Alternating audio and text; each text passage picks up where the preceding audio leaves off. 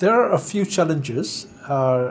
In terms of the projects, it can be broken down to whether is it a project that is initiated by a state-owned enterprise such as the Pertamina or the PLN, or it can be a privately initiated type of projects for the LNG. So these two separate types of project requires various types of outlook in terms of the finance. Projects initiated by PLN and Pertamina has to be assessed very, very carefully. That is from the angle of the due diligence process. And the project must be bankable. So often we find the case that there must be a consensus first in terms of the design at the project phase from the very, very start, and there must be interaction with these bodies. So that is from the angle if the projects are initiated by the state-owned enterprise. On the private side, the key word is to be bankable, that the project itself must be commercially viable for the banks and financial institutions to be involved. So these are the kind of challenges that we find in terms of doing projects in Indonesia. And of course, you must look at all the other detailed issues such as tariff, custom duties, taxes. These are the whole host of variables that must be assessed very, very carefully.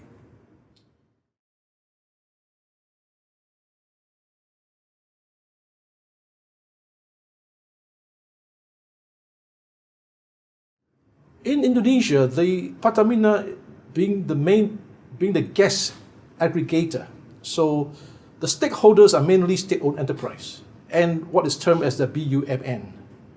And now, of course, there is the whole move to merge the BUMN between PGN and Pertamina, so it will be much more centralized in terms of the structure. This is the trend that is going right now, and in fact it is a policy and it will be regulated.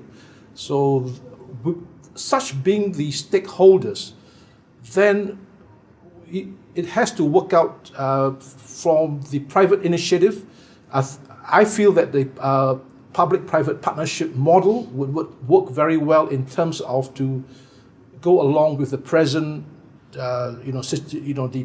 present emphasis of doing business with the BUMN.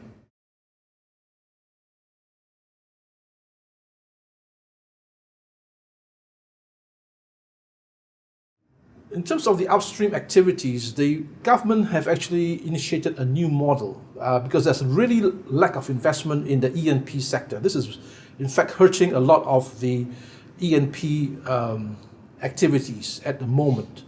And given that there is a lapse of time between the exploration to the production phase, it's very important that this be addressed. The government have come up with a partnership model whereby the PSC can actually propose the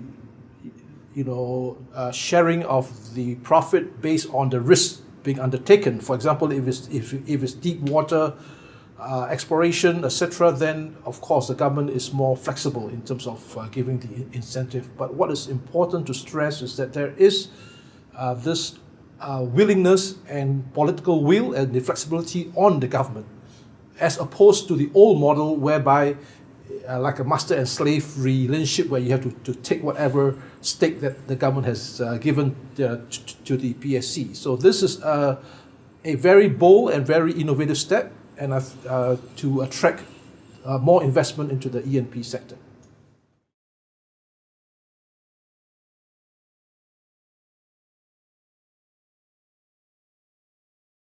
For Gas Indonesia Summit, we are looking for more foreign participation. We are looking for more interaction with the local stakeholders through MIGAS, Pertamina, all the various subsidiaries of Pertamina, including PGN, and also the involvement of PLN. We would like to have more interaction between the foreign companies and potential foreign investors with the local state-owned enterprises.